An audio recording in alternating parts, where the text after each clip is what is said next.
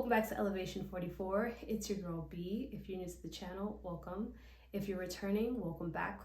So today I am stopping by to give you my quick thoughts and some guidance on this upcoming full moon in the sign of Scorpio. It is going to be happening on Sunday, and that is May 15th. It's also going to be happening at 9:32 p.m. Eastern Time. Now, for those of you who are in time zones ahead of Eastern, this will be happening for you likely on May 16th, like in the early hours of May 16th. So you want to go ahead and look up your own time zone to make sure that you're following correctly, okay? And this upcoming full moon is also a lunar eclipse. And if you tuned in a couple weeks ago, we talked about the Taurus new moon. We talked all about that, and we talked about the solar eclipse that we were also experiencing at that time. This one is also tied into that theme, but on the opposite spectrum. We had a solar eclipse then, now we're having a total lunar eclipse. The difference being solar eclipses coincide with the new moon. That is more of a masculine energy. It's more of an energy that is external. So there's a lot of changes, but it's on the external level, right? The lunar eclipses are changes still. It's still a time of remarkable change, but it's more internal. It is more feminine in nature. So it's changes, but on different levels. These are a lot of the shifts and stuff that's happening within. Yes, what happens within you then can see on the outside of self later, but it's usually starting within. And I apologize if you guys hear noises in the background. My neighbors seem to be banging on something out there in the street or something, so hopefully it is not coming through on this video. This Scorpio full moon is going to be sitting at 25 degrees. We always look at the degrees because they help us have another level of insight. And 25 in numerology boils down to the number 7, okay? Because we're just adding the 2 digits and, getting it down to a single number. And 7 in numerology represents introspection. It represents testing of faith. It represents insight. There's just a lot that the number 7 brings, and a lot of those themes are going to be present with this Scorpio full moon and this lunar eclipse, okay? Inner wisdom is another thing that the number 7 brings, and we are definitely going to need that inner wisdom, and we're going to have to use that as our compass to guide us through the dark, okay? Because there are a lot of challenging situations that are testing us. This whole thing that is happening, this lunar eclipse, this Scorpio full moon brings us a test, okay? And we'll talk about that in a second and what that really means. But just wanted to break down the numerology of it, okay? Scorpio in general, when it comes to energy of Scorpio, we're always talking about intensity, like the intensest like that ain't a word, but you guys get what it's like, the most intense energy. It is also the most transformative. So when we're talking about Scorpio's energy, we're always talking about deep transformation. We're always talking about the depths with Scorpio. It's always peeling the surface back to find out what's like really, really, really, really deep within. If you were thinking about it in terms of the ocean, it's like the trenches of the ocean. That's what Scorpio energy is. It's dark down there. You don't know what's down, but everything that comes up to the surface through that is a healing and a transformative process. So Scorpio's energy is just very intense. The fact that we're having a total lunar eclipse, it's intense. Scorpio's energy can be deeply emotional as well. So lunar eclipses are already a time where things can feel heightened emotionally and, sensitive and stuff like that. But even with that Scorpio energy, it's even more intense and even more emotional and deeper. And there's a lot of trauma and wounds and different things that can be exposed through this process. But it is the process of, taking the band-aid off that wound, allowing the things to come up that need to breathe, that need to see the light in order to heal certain things, in order to move forward with certain things. So while it can be very trying at times, it is very necessary, and we have to just find gratitude in each moment for that, right? No matter how hard it feels as you're going through it. Some of the transits that this Scorpio moon is also makes this time extremely challenging. And when I talk about things are a test, we have the moon, right? This moon is going to be conjunct, which means it's going to be blending its energies, of course, with, the South Node. And the South Node represents everything past, right? And this is kind of like what this eclipse energy is. It's about the past and the future, right? Where we should be going and what we should be leaving behind. And this side of the eclipse is about what we should be leaving behind. And a lot of past situations are coming up to test us, because we've started on this journey and we're moving forward and we feel like we're humming along and everything's going well, and boom, out of nowhere, here it comes. Here's like, where did this come from? Here's the past, smacking you back in the face like, okay, remember me? Hey, it's me, the past. You sure you want that over there? Different relationships coming back to present a different option for us, right? That we thought was gone and dead, or we had moved on from. All of these things, are coming back. Opportunities, just different things that are all rooted in the past. People, places, memories, traumas. You have situations that are even new situations, but are bringing a lot of issues of the past up through that process. So this is a testing period, just really trying to see where you are. Like, are you as focused and aligned on the things that you say you are, or are you allowing yourself to be easily swept up and distracted and pulled back into a place of security and comfort, especially with the moon squaring or at tension with Saturn, okay? So the past is coming up to test you.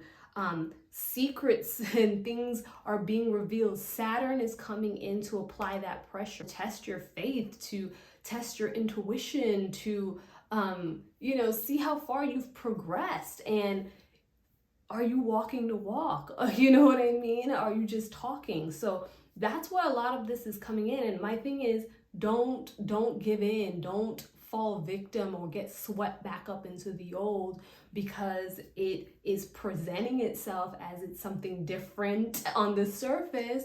But really, once you start dusting it all off, you realize, oh, this is the same old penny, you know what I mean, that I left on the table when I decided to walk away from all of that and to move in a different direction, which is towards wishes, fulfillment, happiness, all of that type of stuff, real true inner contentment. So I say this, it is a trying time for a lot of people. Everyone seems to be in the pressure cooker of being put in some type of challenging position, whether it be mental, physical, health-wise, with family members, with relationships, with work, something, okay? So we are all going through some type of test or challenge, and it's just the energy at hand. So again, remember, this is just a test. I want to remind you that everything is seasonal. Everything is temporary. Nothing lasts forever. So the good stuff, okay, in terms of the ease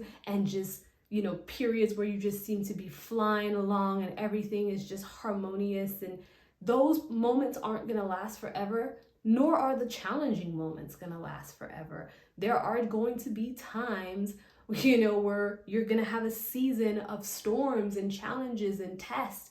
But it's your perspective and reframing your mind and your thoughts that's going to help you weather those times. So just know that if you are in a challenging time right now, if you are being tested right now, if you feel like you are giving up hope, that this period, this phase, this season does not last forever. It's going to give way to another season. I want you to spend more time in introspection. I can't even say it.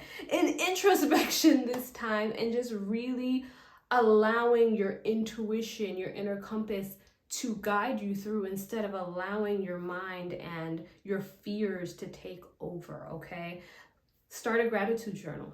Every day, write down something that you're grateful for. It'll also help you really think about the positive things that are still going right, the positive things that are still beacons of light to look to or hold on to during the storm, okay? So if you have personal planets that are being touched by this eclipse, so whatever personal planets are really near that Scorpio moon at 25 degrees, or even opposite. So if you have, any planets around 25 degrees of Taurus, you can definitely be feeling this as well as in terms of conflict, right? Or opposition. So any personal planets being touched is definitely going to add another level of intensity to this energy and give you more insight. So definitely look into those.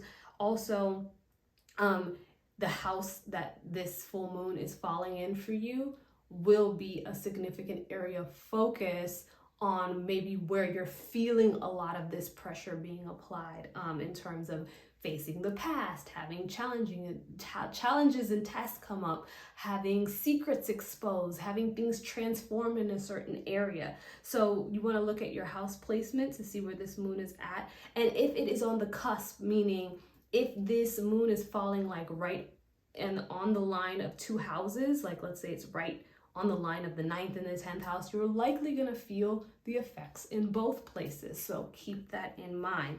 So just to remind you for the houses, the first house is about yourself. So a lot of the times your self-identity is being either dismantled and transformed or challenged in certain ways, okay? The second house is the house of, your material possessions, your values. So maybe your values are being transformed internally, your thoughts around things the things that you value, or maybe your money situation is being transformed in a certain way, okay? Also, the third house is your thoughts. We talked about, basically reframing your mind. The fourth house is about the home life. So anything to do with your home, that can be transforming. Your sense of home within yourself can be transforming in that manner, or anything to do with your home life, okay? Your fifth house, there can be challenges that come up with your children, challenges that come up with romance, right?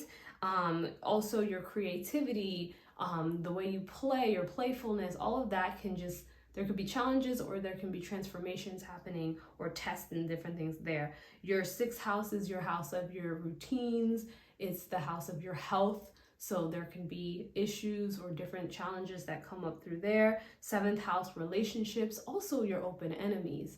So that can be a very tricky house as well. Eighth house, debts, jealousy, your manipulation, any of your really compulsive, detrimental Scorpio-like tendencies, because that's a Pluto-based house, right? Can really come up to rear their head here in order to get you to change. Or, on the flip side, you can be having some really, really deep, I don't want to say a cult, but you can have some deep experiences with the other side, because this is also a cult energy and also has a really, really deep link to the spiritual side as well. The ninth house, your faith, it's going to definitely challenge your faith and all of that stuff. 10th house is your career, your public life. When I talk about secrets being exposed, something can be threatening and, maybe something that comes up to be detrimental to what your public image is, or maybe your public image is transforming, or you're reshaping how you view that, how you think about that, how you approach that. Also your career, things can be exposed there, and fears can resurface there around your career and your work life as well. 11th house, definitely could be a shift in experiences in your social networks. Some of them can end, new ones can begin. So your relationships can transform in the social scene.